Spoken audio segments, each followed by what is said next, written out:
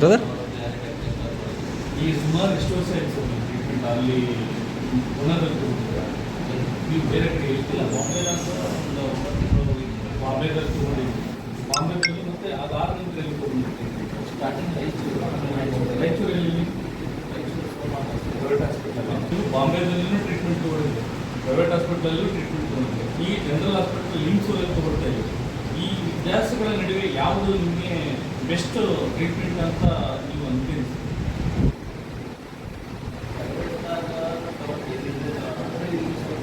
Facility ಚೆನ್ನಾಗಿದೆ.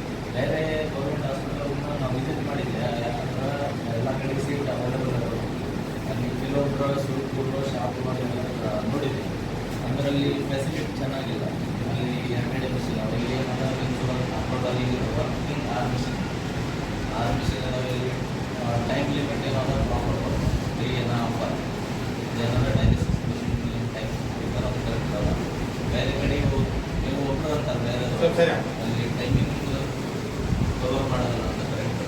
ಅದರಾಗ ಬೇರೆ ಕಡೆ ಸ್ವಲ್ಪ ಹಾಸ್ಪಿಟಲ್ ಅಂತ ಯಾಕಂದ್ರೆ ನಾನು ಬೇರೆ ಕಡೆ ಹೋಗಿಲ್ಲ, ಇಲ್ಲೇ ಫಸ್ಟ್ ಪ್ಲೇಸ್ ಮಾಡಿಸ್ಕೊತೀವಿ. ಈಗ ಚೆನ್ನಾಗಿದೆ ನಿಮಗೆ ನಿಮ್ಗೇನೋ ಮತ್ತೆ ಇಲ್ಲಿ ಏನಾದ್ರು ಕಂಪ್ಲೇಂಟ್ಸ್ ಏನಾದರೂ ಇರ್ತದೆ ಏನಿಲ್ಲ, ಚೆನ್ನಾಗಿದೆ. ಬಟ್ ತಮ್ಮ ಹೆಸರು ಏನಂತ ಗೊತ್ತಿಲ್ಲ ಸರ್. Thank you sir. ಹಂಗೇನಿತ್ತು ಅಂತಂದ್ರೆ ನಿಮ್ಗೆ ಯಾರಾದರೂ ಡಯಾಲಿಸಿಸ್ ಪ್ರಾಬ್ಲಮ್ ಬಂತು ಅಂತೇಳಿ ಅವ್ರು ಹೇಳ್ಕೊಟ್ಟಾಗ ನೀವು ಎಲ್ಲಿಗೆ ಕಳ್ಸೋಕ್ಕೆ ಇಷ್ಟಪಡ್ತೀವಿ ಸರ್? ಡಯಾಲಿಸಿಸ್ ಪೇಷಂಟ್ ಇದ್ದೀನಿ ಸರ್, ನಾನೇ ನಿಮ್ಮ ಹತ್ರ ನನಗೆ ಗೊತ್ತಿರಲಿಲ್ಲ ಮಾಹಿತಿ ಸರ್, ನನಗೆ ಕಿಡ್ನಿ ಫೇಲ್ಯೂರ್ ಆಗಿದೆ, ಡಯಾಲಿಸಿಸ್ ಬಂದಿದೆ, ನಾನು ಎಲ್ಲಿಗೆ ಹೋಗ್ಬೇಕಂತ ನಿಮ್ಮ ಹತ್ರ ಹೇಳ್ಕೊಂಡಾಗ ನೀವು ಎಲ್ಲಿಗೆ ಕಳ್ಸೋಕ್ಕೆ ಇಷ್ಟಪಡ್ತೀರಿ? ಯಾಕಂದ್ರೆ ನಾ ಎಲ್ಲಿ ಮಾಡಿಸಿದ್ರೆ ನನಗೆ ಚೆನ್ನಾಗಿ ಅನಿಸಿದೆ.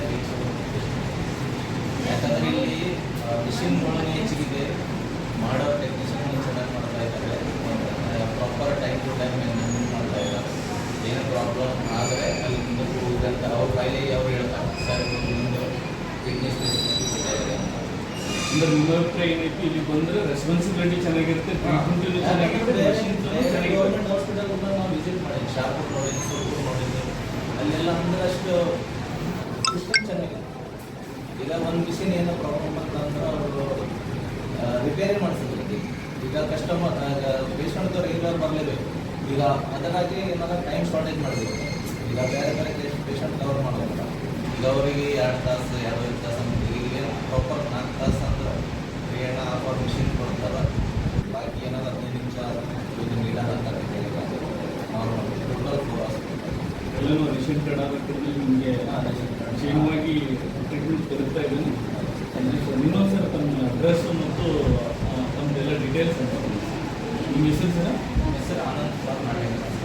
ನಿಮ್ಮೂರು? ನಂದು ಪ್ರಾಪರ್ ಇಲ್ಲಿ ಸ್ಟೂಡೆಂಟ್ ಅಂತ ಈಗ ರೆಗ್ಯುಲರ್ ಆಗಿ ಬರುತ್ತೆ. ನಾವು ಹಾಗೆ ಉತ್ತರ ಸರ್ ನಿನ್ನೆ ಜಾಯ್ನ್ ಆಗಿದ್ದೀವಿ. ಇರ್ತಕ್ಕಂಥದ್ದು ಫೀಲ್ಡಲ್ಲಿರ್ತಕ್ಕಂಥ ಒಂದು ಟ್ರೀಟ್ಮೆಂಟ್ಸ್ ಒಳಗೆ ನಿಮಗೆ ನೇರವಾಗಿ ಬಂದಿದ್ದು ನಿಮಗೆ ಹತ್ರನೇ ಅಭಿಪ್ರಾಯ ಪ್ರೇರಣೆ ಇಲ್ಲಿಂದ ಏನಾಗಿರ್ತಕ್ಕಂಥ ವಾಸ್ತವಿಕತೆ 4 ಜನರಿಗೆ ಅಭಿಪ್ರಾಯ ನಿಮ್ಮ ಕಡೆಯಿಂದ ಒಂದು ಸಂದೇಶ ಹೋಗಬೇಕಾದಂಥ ಮೆಸೇಜ್ ಇತ್ತು. ಹಾಗಾಗಿ ನಿಮ್ಮ ಹತ್ರ ನೇರವಾಗಿ ಬಂದಿಸಿ ಸಂದರ್ಶನ ತಗೊಂಡಿದ್ದೀವಿ. ನಾವು ಎಲ್ಲನೂ ಸಹ ಸ್ಪಷ್ಟವಾಗಿ ಮಾಹಿತಿ ಕೊಟ್ಟಿರ್ತಕ್ಕಂಥದಕ್ಕೆ ಹೃದಯಪೂರ್ವಕ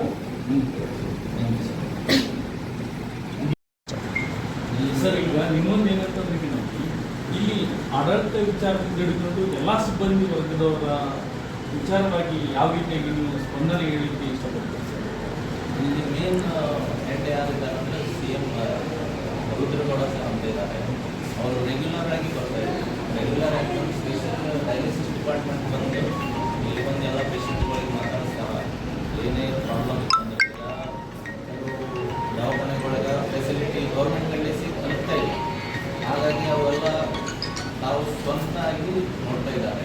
ಹಾಗಾಗಿ ಪ್ರಾಪರ್ಲಿ ಎಲ್ಲ ಅಂದರೆ ಮನೆ ಪೇಷಂಟ್ ಥರನೂ ನಿಮ್ಮದು ಟ್ರೀಟ್ ಮಾಡ್ತಾರೆ ಅನ್ನೋದ ಭಾವನೆ ನೀವು ವ್ಯಕ್ತಪಡಿಸ್ತಾ ಸರ್? ಅವರು ರೆಗ್ಯುಲರ್ ಇಲ್ಲಿ ಹಾಸ್ಪಿಟಲ್ಗೆ 10:00 ಬರ್ತಾ ಇದ್ದಾರೆ. ರೆಗ್ಯುಲರ್ ಆಗಿ ಡಯಾಲಿಸಿಸ್ ಫಸ್ಟ್ ಫ್ಲೋರ್ ಮೇಲೆ ಬಂದು ವಿಸಿಟ್ ಕೊಟ್ಟು ಹೋಗ್ತಾರೆ. ಅವರು ಮೇನ್ ಹೆಡ್ ಇಲ್ಲಿ ಏನಾದ್ರು ಶ್ರೀಕಾಂತ್ ಸರ್ ಅವರು ಕೇಳ್ತಾ ಇದ್ದಾರೆ ಹೆಂಗೆ ನಡೀತಾ ಇದೆ, ಏನಿದೆ, ಪೇಷಂಟ್ಗಳಿಗೆ ಮಾತಾಡಿಸ್ತಾ ಇದ್ದಾರೆ, ಏನೇನು ತ್ರಾಸು ಇದ್ರು ಎಲ್ಲ ಕೇಳಿದ್ವಿ.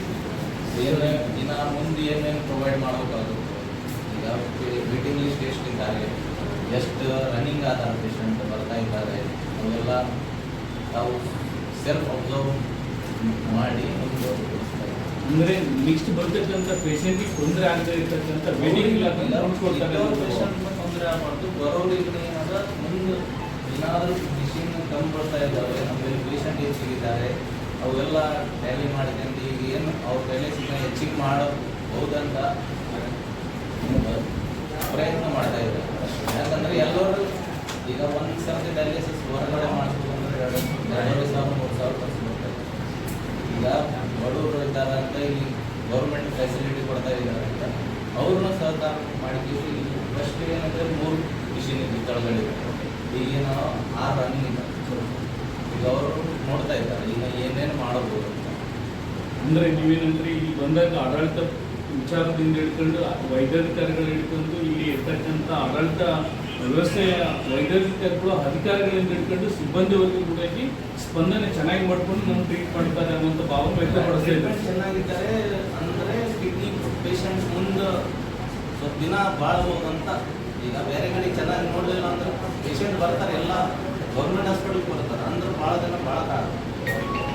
ಈಗ ಡಯಾಲಿಸಿಸ್ ಚೆನ್ನಾಗಿ ಮಾಡ್ಕೊಂಡು ಹೋದರೆ ಸ್ವಲ್ಪ ಮುಂದಕ್ಕೆ ಓಡೋದೇ ಇದೆ. ಇಲ್ಲಾಂದ್ರೆ ಸ್ವಲ್ಪ ದಿನ ಮಾಡಿಕೊಂಡ್ರೆ ಆಮೇಲೆ ಏನಿಲ್ಲ ಬೇರೆ ಅಂದ್ರೆ ಅದ್ರ ಜೊತೆಗೆ ಏನು ಬಂತು, ಒಂದು ರೋಗಿಗೆ ರೋಗ ಬಂತು, ವ್ಯಕ್ತಿಗೆ ರೋಗ ಬರ್ತಕ್ಕಂಥ ರೋಗಿಗಳಿಗೆ ನಾವು ಟ್ರೀಟ್ಮೆಂಟ್ ಜೊತೆಗೆ ಅವ್ರು ಮಾಡತಕ್ಕಂಥ ಸ್ಥೈರ್ಯ ನಮಗೆ ಜೀವನಕ್ಕೆ 4 ದಿನ ಇನ್ನೂ ನಮ್ಮ ಪುಷ್ಟಿ ನೀಡುವಂಥ ಮಾರ್ಗ ಇಲ್ಲಿ ನೀಡಿ ಟ್ರೀಟ್ಮೆಂಟ್ ಕೊಡ್ತಾರ ಅನ್ನುವಂಥ ನಿಮ್ಮ ಬಯಕೆ ಸರ್. Thank you sir.